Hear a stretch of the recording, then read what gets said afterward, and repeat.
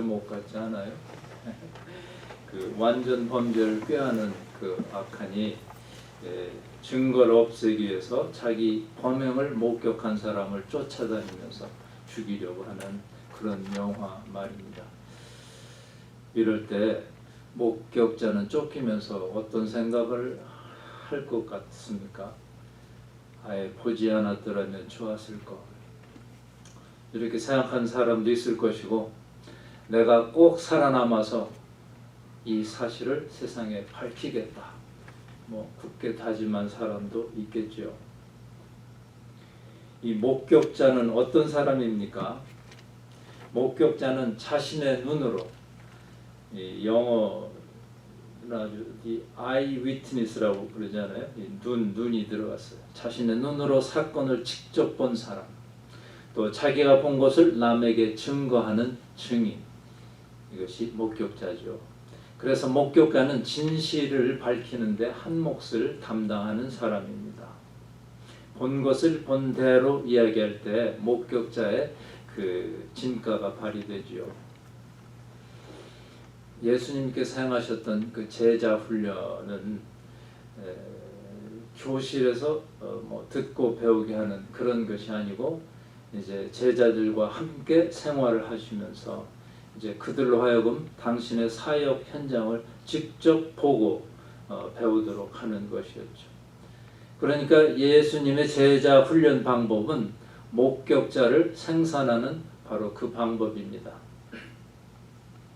오늘 본문 16절 끝부분에서 베드로 사도는 우리는 그의 크신 위엄을 친히 본 자라 이렇게 외칩니다. 이 친히 본 자는 결국 목격자라는 이야기죠.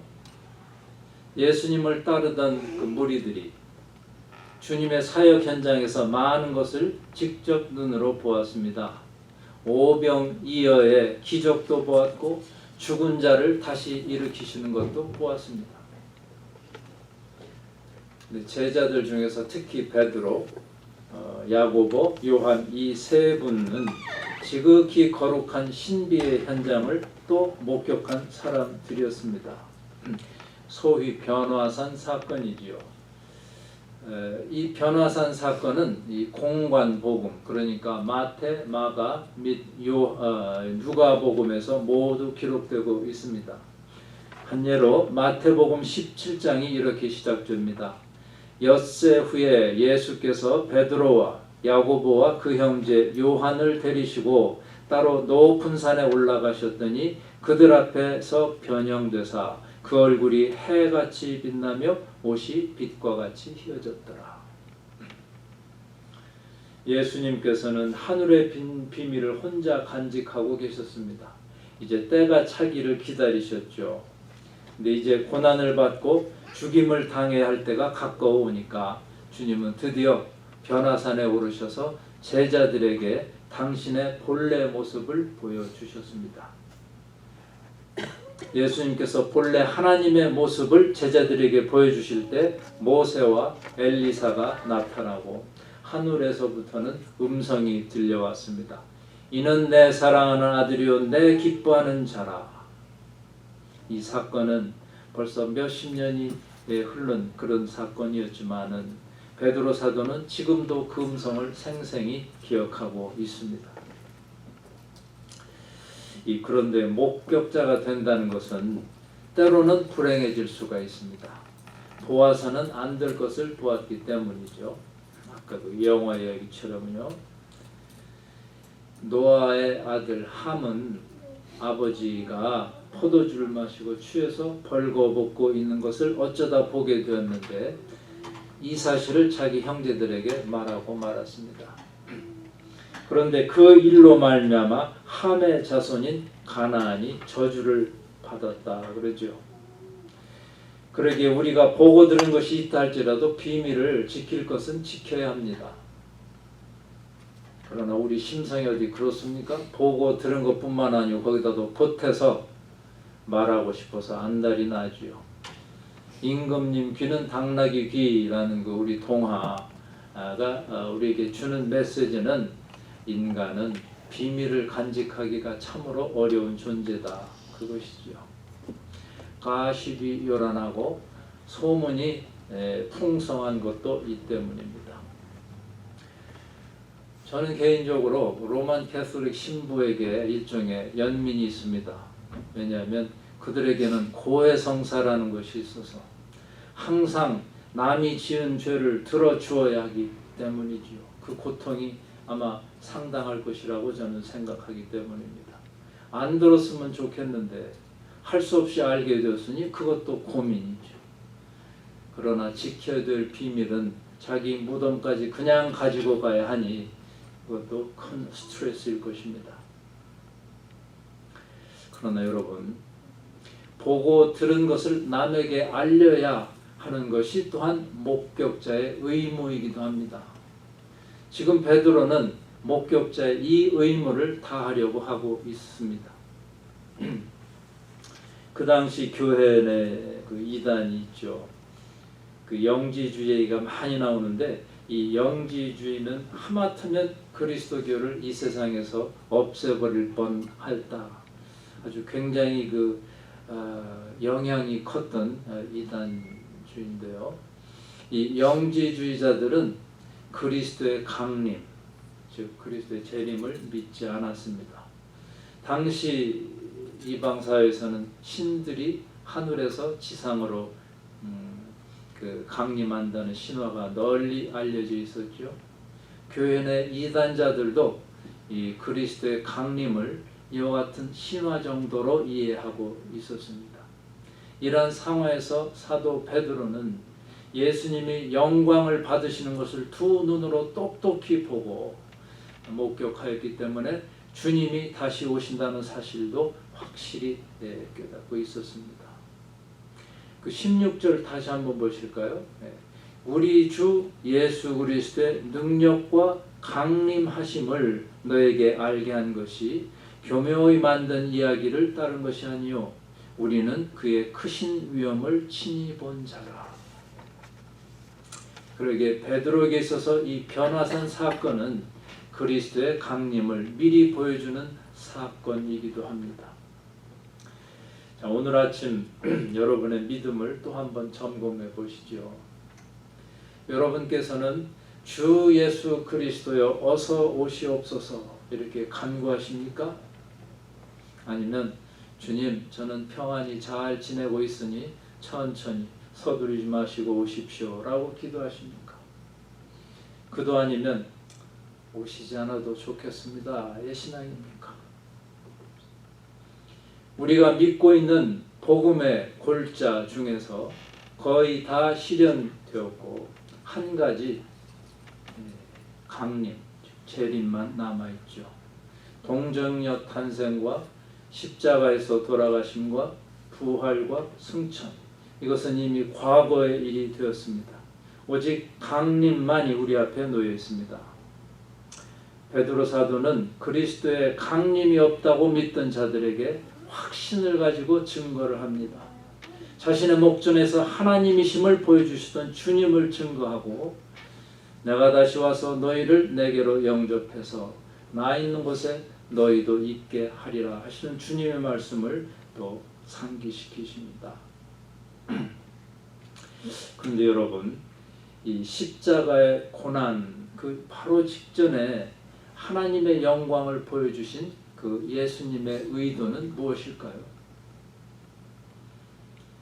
가이사라 빌립보에서 베드로는 주는 그리스도시요 살아계신 하나님의 아들이십니다 라는 이 유명한 신앙 고백을 했습니다. 그러나 정치적인 메시아를 구하던 베드로가 금방 넘어진 것을 우리가 잘 압니다.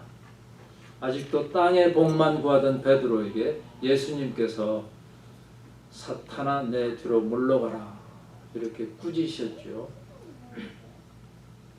예수님은 3년간이나 따르던 제자들이 아직도 육신적이고 세상적인 믿음밖에 없는 것을 잘 아셨습니다. 그래서 변화산에 오르셔서 이제 앞으로 맛보게 될 그 신비에 대해서 제자들에게 시청과 교육을 하신 것입니다. 보다 깊이 있는 교훈을 주신 것인데요. 한마디로 말씀드리면 예수님께서 곧 당하실 그 고난이 그저 고난으로 그치는 것이 아니고 이제 영광으로 이어질 것임을 이제 알려주신 것입니다. 그래서 이 변화산 사건은 앞으로 다가올 천국의 영광을 행동으로 보여주신 사건이라고도 할 수 있습니다. 예수님은 변형되셨습니다. 이 변형은 바깥만의 변화가 아니라 안으로부터 오는 변화입니다. 예수님의 이 변형 사건은 우리에게 주는 의미가 큰데, 왜냐하면 고난 속에 소망이 있기 때문입니다. 그리스도교는 고난의 종교입니다. 고난의 십자가가 없으면 설명이 되지 않는 종교가 우리가 믿는 그리스도교입니다. 아무든지 나를 따라오려거든 자기를 부인하고 날마다 제 십자가를 지고 나를 따를 것이니라. 이 말씀은 예수님께서 변화산에 오르기 바로 전에 무리들에게 하신 말씀입니다. 이처럼 예수를 믿는 일은 자기를 포기해야 하는 어려움이 있습니다. 오직 십자가만 바라봐야 하고 고난을 감수해야 합니다. 그런데 여러분, 이 고난만 감수해야 한다 할 적에 이것을 배겨낼 신자가 어디 있겠습니까? 우리는 고통과 고난 뒤에 놀라운 하나님의 영광에 참여할 수 있다 하는 이 소망이 있을 때라야 현재 고난을 능히 이길 수 있을 것입니다. 사실은 베드로 사도도 이 변화산의 엄청난 광경을 목격하고 그 후에 일어난 무서운 번민을 이겨낼 수가 있었을 것입니다. 자, 무서운 고통의 형틀인 이 십자가만 존재한다면 우리는 이 억누르는 무거운 짐을 감당할 수가 없습니다.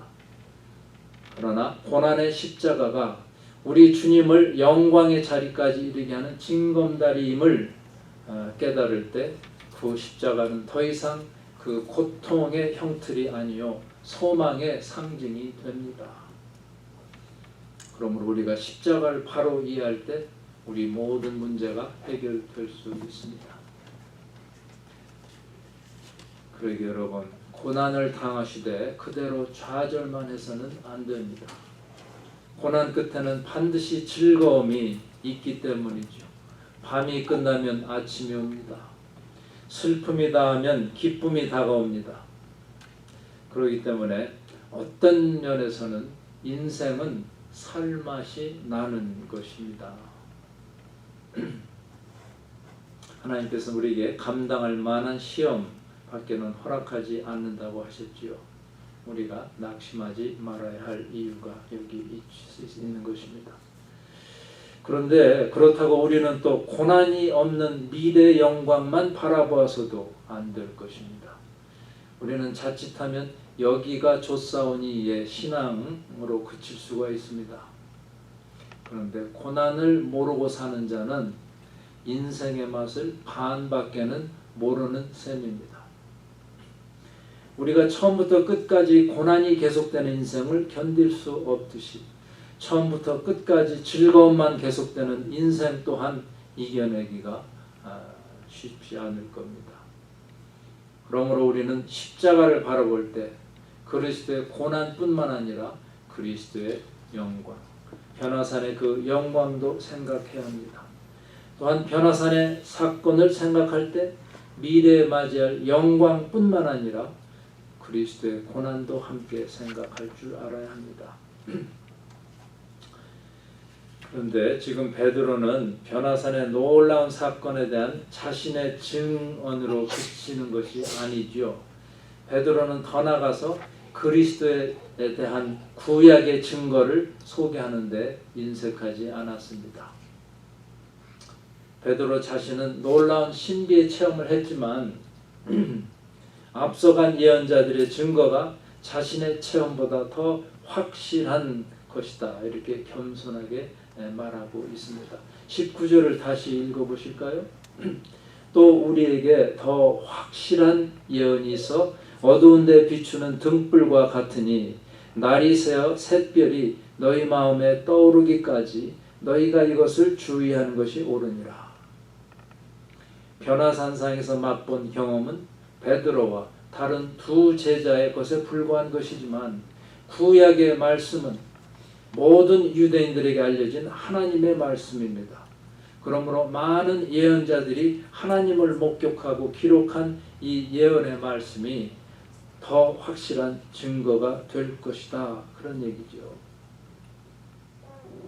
우리는 하나님과 만남에 있어서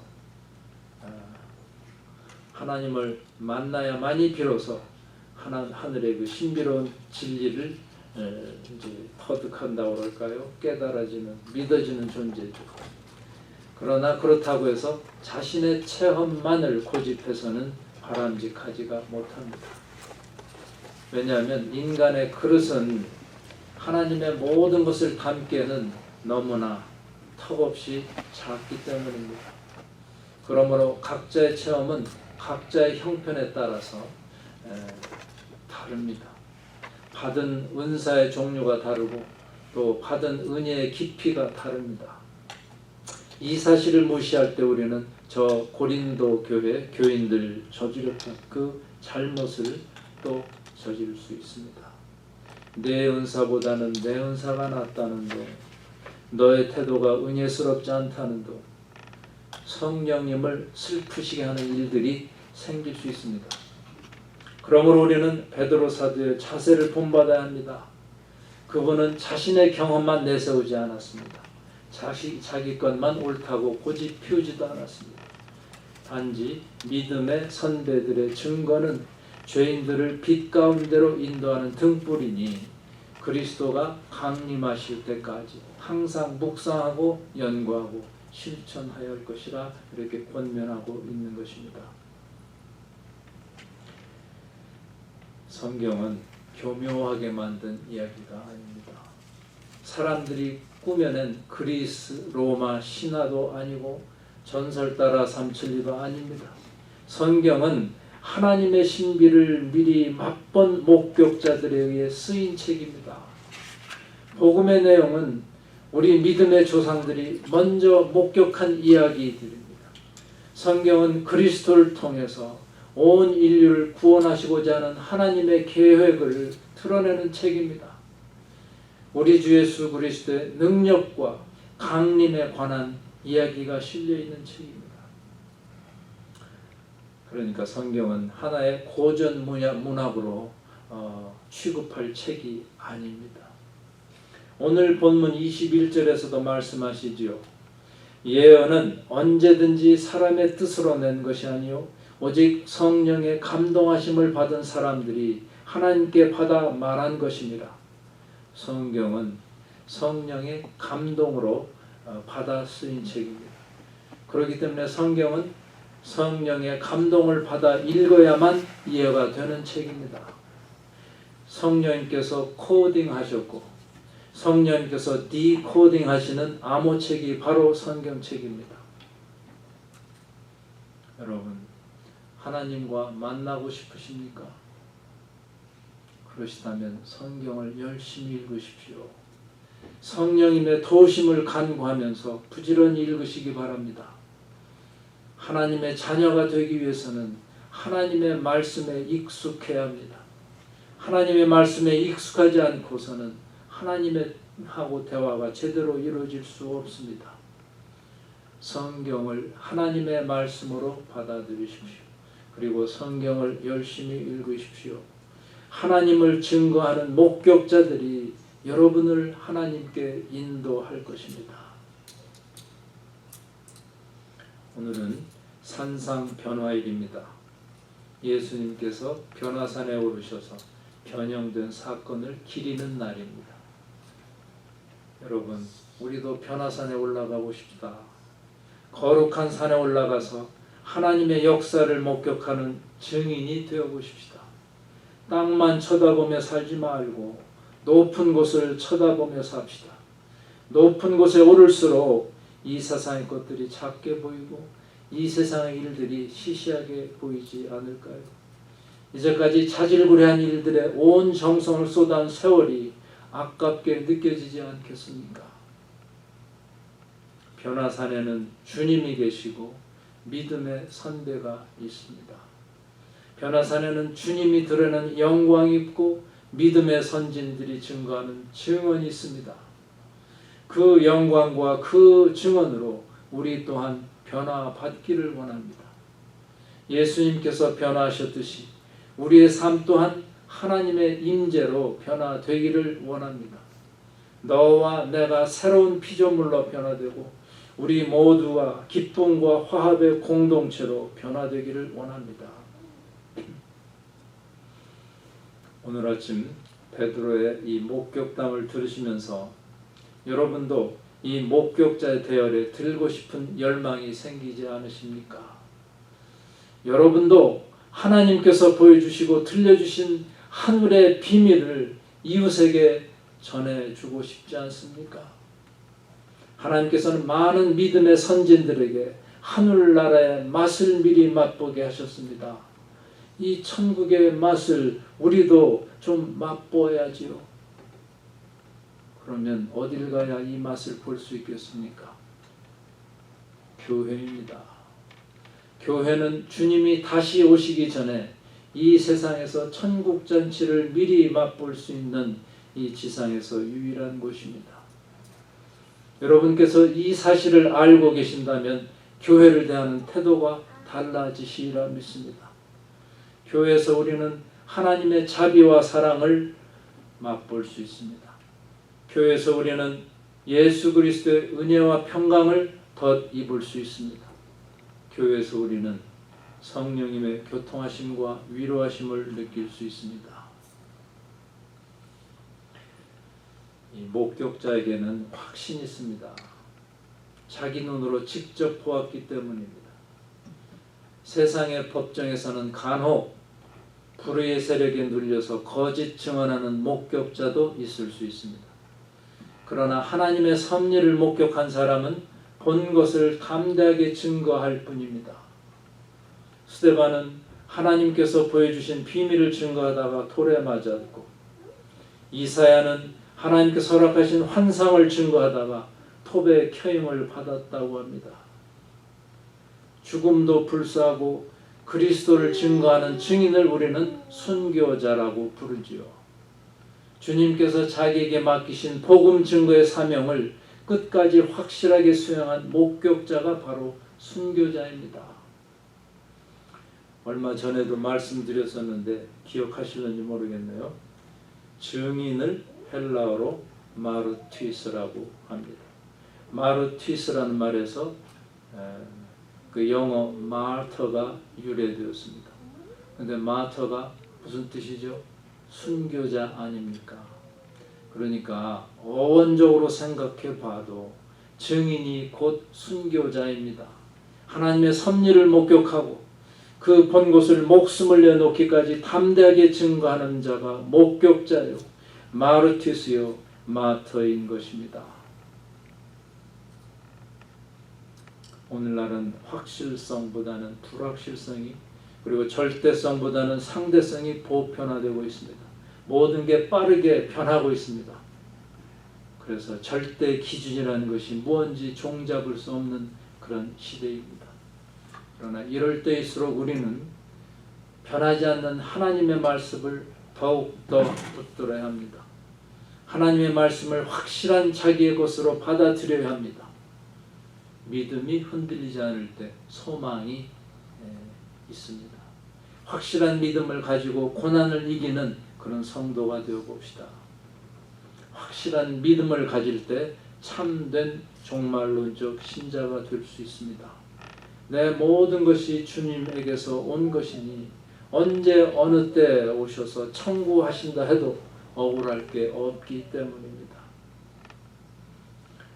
부끄러운 십자가를 영광의 십자가로 바꾸신 예수님께서 여러분과 저의 부끄럽고도 부족한 부분들을 변화시켜 주기를 원하십니다. 아무쪼록 우리 모두가 끊임없는 말씀 묵상과 깨어서 기도하는 가운데 하나님의 목격자가 되기를 원합니다. 그래서 반석과도 같이 흔들리지 않는 믿음의 소유자로서 예수님의 강림을 준비하는 여러분과 제가 될 수 있기를 간절히 기원합니다. 기도드리겠습니다. 은혜로우신 하나님 아버지, 주님께서는 변화산에서 자신의 몸을 변형시켜 하나님의 영광을 드러내심으로 제자들로 하여금 고난 속에서도 영광의 소망을 갖게 하시고 천국의 맛을 미리 보는 목격자가 되게 하셨습니다. 아버지여, 저희들도 하늘의 비밀을 맛보게 하시고 확신 있는 믿음으로 어려움 속에서도 영생의 소망을 잃지 않는 신자가 되게 하소서. 모든 것을 하나님께 맡기고 주여 어서 오소서 간구하는 신자가 되게 하소서. 예수님의 이름으로 기도드립니다. 아멘.